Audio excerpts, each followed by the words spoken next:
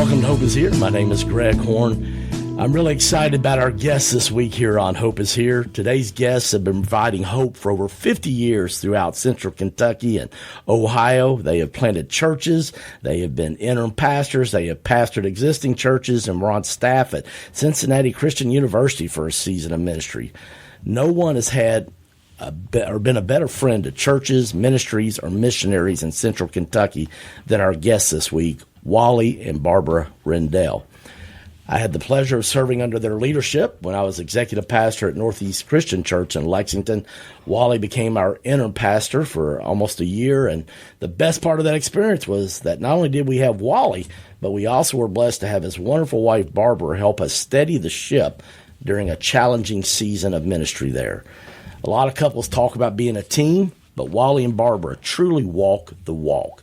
We had Wally on as a guest last year and got a lot of great feedback from those programs, and he gave a lot of people hope during his week as a guest on Hope is Here. But he told me after we were done, you need to have Barbara come share about how God has used her to provide hope for over 50 years in her ministry. So I took that advice, and Barbara is here today. Wally and Barbara, thanks so much for being here today.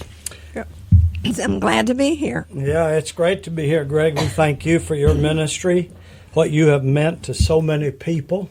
When you say hope is here, that's what this world desperately needs. H-O-P-E. He offers peace eternal, I heard somebody say. I'll probably preach that sometime. But hope is here. And thank you for letting us be here and for having Barbara, my precious wife. We served together, like you said, for many, many years. It started back in college when we got married and I'd graduated. She was still a senior up at Cincinnati Christian. And here we are, over 50 years later, serving, thanking God for the opportunity. So thank you for having us. Well, I'm excited to have you. And, Wally, I know that you talked a lot, you several examples when you hear about things that God had used Barbara to do ministry with. But it truly was a team effort for you all, wasn't it? Yeah, it was a team effort, and ministry is in her bones, and evangelism is her passion, and joy is her favorite word. And so, she's never been one just to sit on the sidelines.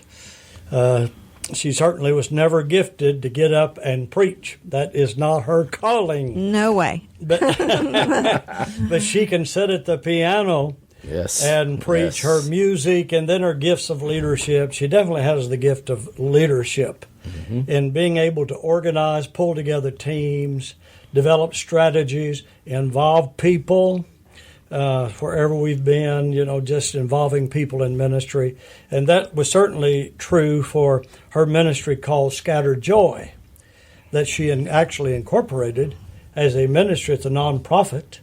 And so she'll be telling you more about that. But as I said, her favorite word is joy.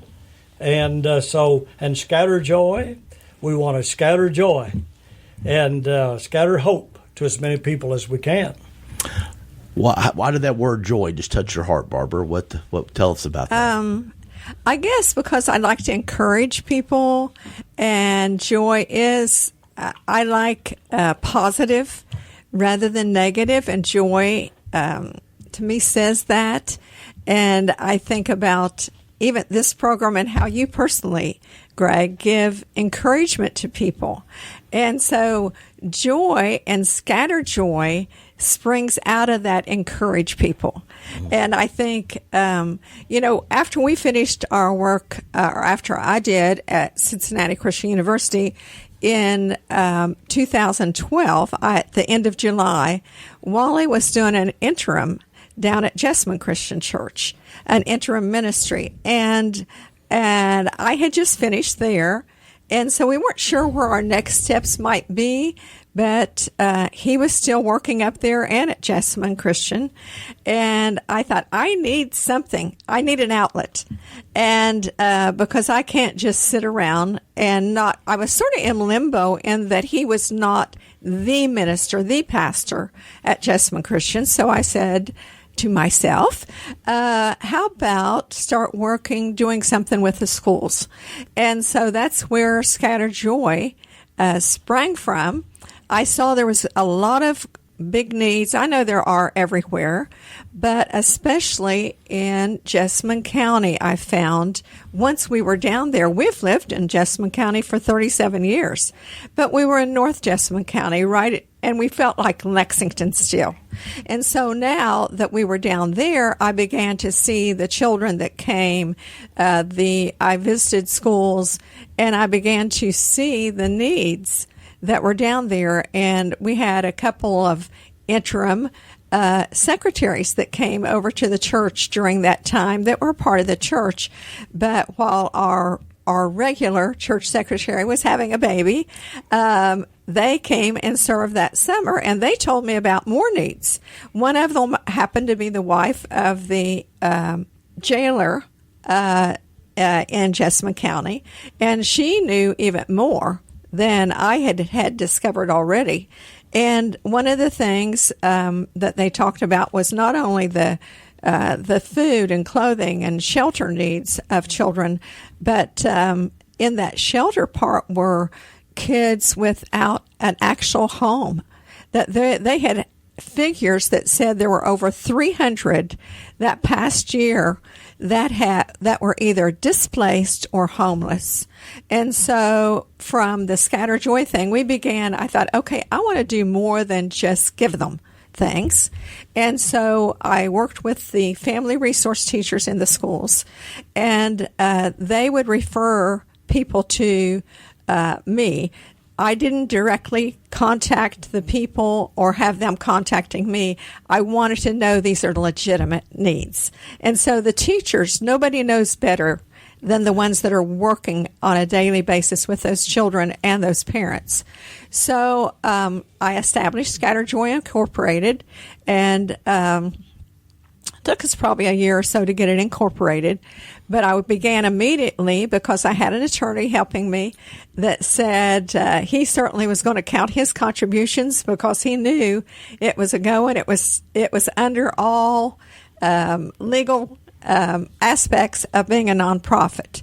And so we began right away, and the first couple of larger gifts I solicited to help me kick it off. But beyond that, it was simply let the needs be known and people give to them. So it's not me personally. Wally and I do personally contribute to Scatter Joy, but that's not where the majority of funds come from. Donors like you, like Megan over here, that may give $25 occasionally, and it all adds up. Right. And so after these ladies told me there were also, and the teachers, that there were over 300 children that were homeless or displaced. Displaced means they are not in their parents' home, or they may not be out on the streets, but they may be living where they don't even know where they're living sometimes. So some are actually in parks or in the backwoods in shacks that are abandoned out in Jessamine County. And I'm sure that's that way in Fayette County or other places, rural areas especially. And so that's when I began to think, okay, I think there's a real need here, and there's no homeless shelter at that time in Jessamine County. And so some other folks were already trying to work on this and had been for probably 2 or 3 years. And once I found out there were some people doing the research and the working on getting permits, all those kinds of things, I said, well, what are we waiting on? Let's do this.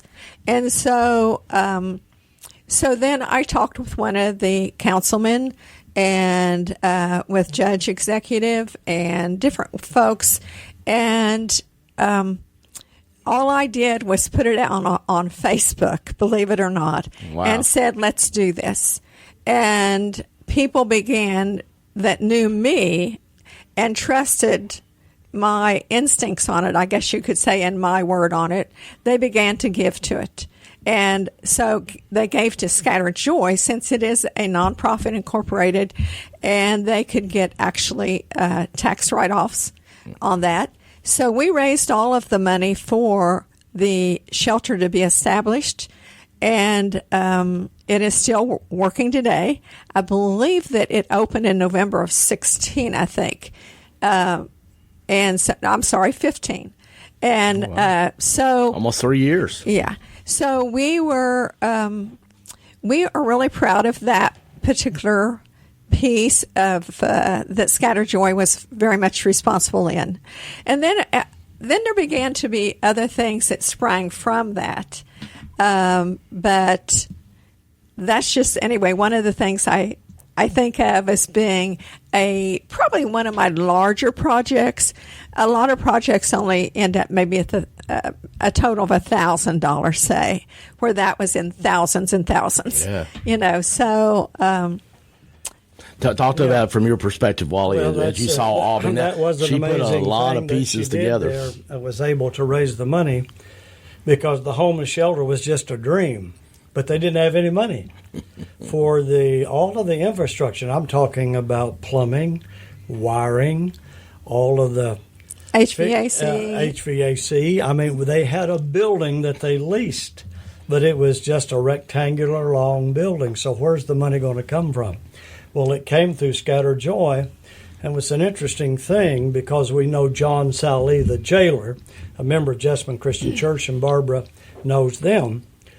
John and the folk from the jail, which is not too far from this homeless shelter, they actually, through work release, trustees, they let the inmates who were electricians, plumbers, the construction framers, all of that, drywall people. You'd be amazed, folk that are incarcerated.